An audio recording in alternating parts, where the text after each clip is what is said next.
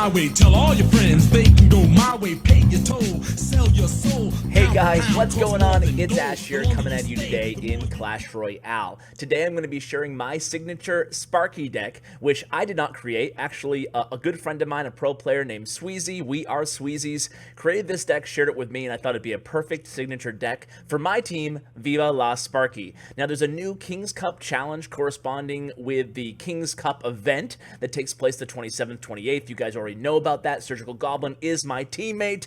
I hope that I never lose because he's such a good player. But either way, I'm not sure if I'll be playing this deck, but certainly it fits with the name. And I wanted to show you some matches right now from my recent gameplay and give you a flavor for how the deck works. Again, huge shout out to Sweezy for sharing this deck with me so I can share it with you guys. Now in the challenge, it's going to be basically 3 challenges, right? It's the King's Cup challenge. It starts out with a practice challenge, a free entry, and losses don't count. It moves on to a regular challenge. Once you've beaten the practice challenge, at 6 wins you unlock some gold, and then you move on to the elite challenge, where at 9 wins you can win a legendary chest. So it's a really cool challenge system. I like how it's tier based, and it's really cool how one challenge being completed unlocks an additional challenge. So this is going to be one of the 8 decks that you guys can use. You can check out the other YouTubers who are going to take place in the King's Cup 2 event. Each of us submitted our own signature deck.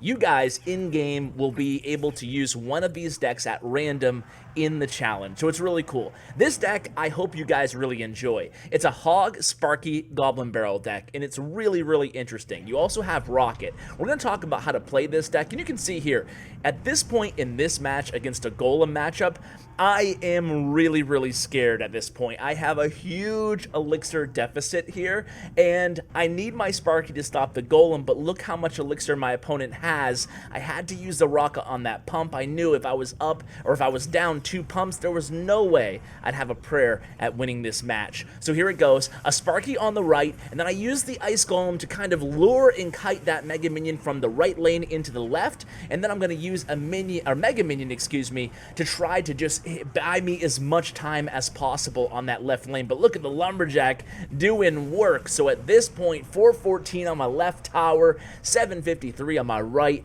I am in big trouble here, but I decide to kind of double down here. I'm going to go Hog and a Sparky in the right lane, and I'm going to go ahead and take down that right tower thanks to Sparky and her devastating blow there. At this point, I'm still in the deficit, but check out this move. He plays a Golem at the bridge, a rather aggressive move. I decide to go in with Ice Golem and Goblin Barrel. Look at how much damage this Goblin Barrel is going to do in the background here, guys. Meanwhile, the Ice Golem kind of stymies the progression of that bandit. He's going to take my left tower here, but all of a sudden, we are right back in this. And check out this counter push. It's the beautiful thing about this deck. Once I have a good defense using Sparky against tanks, for example, I'm going to have a devastating counter push, and that's something you definitely need to use to your advantage when you're playing this deck. So the first thing you should do in a match, by the way, end of the match here, you can see Goblin Barrel, Hog Rider in the pocket. That's going to finish things up here, securing the victory in what looked like could be a really bad match for yours truly. So the first thing you got to do when you're playing this deck is identify what big spells the opponent has and what small spells they have. You need to know if they have the log or the zap or both or arrows. That way you can know if they can reset Sparky or use the log against your Goblin Barrel. Now if you go against an opponent who has a zap, for example, you're going to be leaning heavily on the Goblin Barrel. If you have an opponent who has a log, you're going to be leaning heavily on Sparky. It kind of has a little bit of bait elements to all the spells your opponent might have. Of course, you have to watch out and be prepared in case your opponent has a Rocket. If they have Rocket, it's going to be a hard counter to Sparky, so you're going to want to make sure you never play the Sparky behind the King Tower. So here, I play Sparky on defense against another tank. Again, this deck does really, really well against tanks because you can rely on Sparky, and what you want to do is use the Ice Golem, as I just used it there, to kind of clog up the lane a little bit and get Sparky, buy Sparky that time necessary to go ahead and kill the tank. So you're going to use the Ice Golem is going to be, one of your unsung heroes of this deck. oftentimes when you use Sparky to kill the tank, as you just saw, you're going to want to go ahead and clog up the lane with the Ice Golem, buying you as much time as possible. So here you can see I have to use a defensive Goblin Barrel. It's another thing that you might have to do with this deck.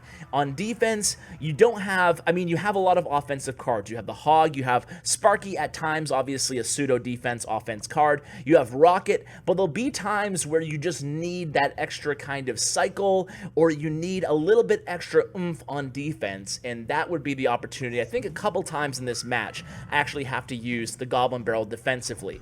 Also, you shouldn't be afraid to use the Hog as a kite weapon if necessary. Basically, you're going to have to play some creative defense with this deck in certain times. So here I go ahead and a little bit early on that Ice Golem, I kite the Mega Knight into the opposite lane, but he goes too far outside of Sparky's reach, so I'm forced to use some sacrificial goblins here to bring him back in to the range of the Sparky. And Sparky, he does get one jump hit off on Sparky, but she's still alive and doing well. So here we go. I'm going to go ahead and use a Goblin Barrel on the tower there. I'm going to zap those bats and get that tower down to 292 HP. Meanwhile, I attack with a Hog in the left lane. Now I'm going to have to deal with an Inferno Dragon and Mega Knight. So I don't want to use my Ice Golem, but I'm forced to kind of circumvent that Inferno Dragon hitting my right tower. Now I need to do some really dexterous defense here. So I'm going to play Sparky. He uses the zap on Sparky, but Sparky's still going to be able to take out this Mega Knight here. I have to use another defensive Goblin Barrel, and just like I talked about,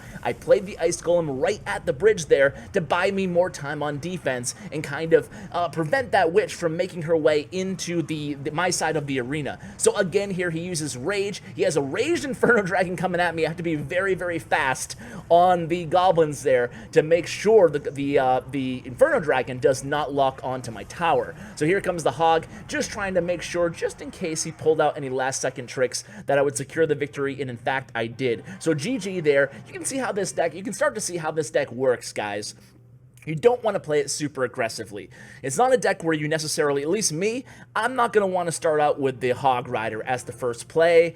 I'd rather wait to see what my opponent has. You can be punished with this deck because it's not super cheap, it's 3.5, and you don't have pump. So you just can't be super, super aggressive. Starting out with a Goblin Barrel is totally okay. So ideal starting moves is Goblin Barrel, rocketing their pump, or just waiting for them to make the first play, even cycling a Mega Minion in the back, or maybe an Ice Golem in the back, although Ice Golem is a really important card on defense. Me personally, I'm not a huge fan of cycling it in the back. I'd rather almost just wait. So here's an interesting deck. I'm going against a Graveyard Beatdown deck, which can be annoying to go against here, but I know my opponent does not have a lot of elixir, certainly not enough to cast a Fireball or a Poison, whatever they may have. In this case, it's Fireball against my left tower. I get a lot of damage to his right tower, so I'm okay with losing my left, considering I have a Sparky and a Mega Minion still alive on this counter push here. So I'm going to go ahead and send in the Goblin Barrel. I have my Mega Knight taking out my opponent's Mega Knight, and this is going to be really good here. Check this out. Sparky's going to go ahead and get a hit off. I'm going to take his left tower. His left tower was at full HP, and now I'm going to double down and put on the pressure. Look at how much elixir he has left. He overcommitted a little bit on that graveyard push, and I'm going to really punish him here, pulling off the 3-star victory in almost 90 seconds here, I think. Let's see if I can pull it off in 90 seconds. Just a hair over 90 seconds. Actually, under. There we go. 88 seconds. So not bad. 3-star in 3-star. What am I playing? Clash of Clans? God, Ash. 3 crown in under half the match. So let me go ahead and show you a loss, because I always teach here on CWA that you can learn the most from watching your losses. So why not show a replay of a loss and kind of learn from it with you guys? So here we go, going against Dark Knight from Notorious PK. He was a dirty BMer, but hey, he still beat me fair and square, so we can't complain too much. So here we go. I'm going to go ahead and send in the Goblin Barrel to start things off here. He's coming at me with a Flying Machine in the right lane. So I make a lot of mistakes in this match. I'm not going to lie to you guys, really illustrating how average or below average of a player I am. But anyway, here comes Flying Machine. I decide not to stop the Flying Machine, or because he does he does get like 500 damage, so I guess that was my first mistake, right? And then the goblins were totally sacrificial at this point. Not the start we were hoping for, even though my Hog Rider was able to connect for a few hits on that right tower. But check this out, guys. Now I'm in trouble. I have a balloon coming. There's no way I can stop this balloon from hitting my tower with the Mega Knight tanking for it. So the balloon's going to do an incredible amount of damage onto my tower with the death damage down to 754. Not the start we were looking for. So I think I should have defended the flying machine with the goblins, or at least distracted it for a while, and I certainly should not have, I mean, that whole beginning sequence, I misplayed everywhere, and now I learned that he has arrows. So now he has arrows, Goblin Gang, he has Flying Machine, Mega Minion, tons of good counters for my Goblin Barrel, so I'm not going to be able to rely on the Goblin Barrel in this match. Unfortunately, he also has a really good counter to my Hog Rider in the Mega Knight. So it's definitely a counter deck if I've ever seen one. As far as Sparky goes, well, he has a lot of just weapons, not to mention his win condition is Balloon, which I really don't have a good counter for in this deck other than my Rocket. So I want to make sure I save my Rocket. Even more than that, I want to make sure I save enough elixir to actually use the Rocket when he plays the Balloon. Easier said than done at times. So here, a Sparky and a Mega Minion meet at the bridge. What's going to happen? Well, I'm forced to use the Hog Rider to kite. It's not a bad play there. My Hog actually ends up getting a hit on the tower, and we end up killing that Mega Knight before he hits the right tower. And then, as I said, we're going to save that Rocket for the Balloon, and it actually connects there. I make a really, really, really, really dumb and inexplicable mistake there by playing the Mega Minion, absolutely just sacrificing the Mega Minion right into that balloon death damage. I don't know what I was thinking. An early play on the Ice Golem. We were just rattling off all the mistakes that I made in this match, guys, and there's plenty of them.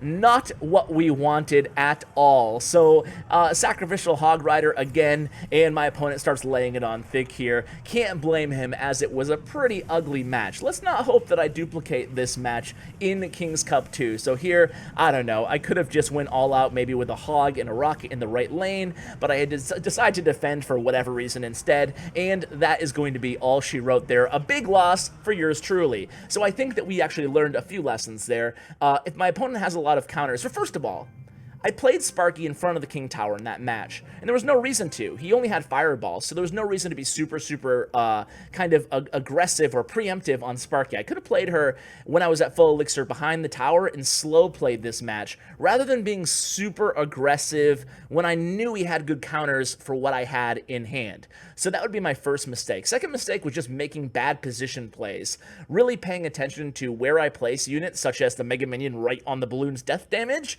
That would not be a good idea. And even furthermore, letting a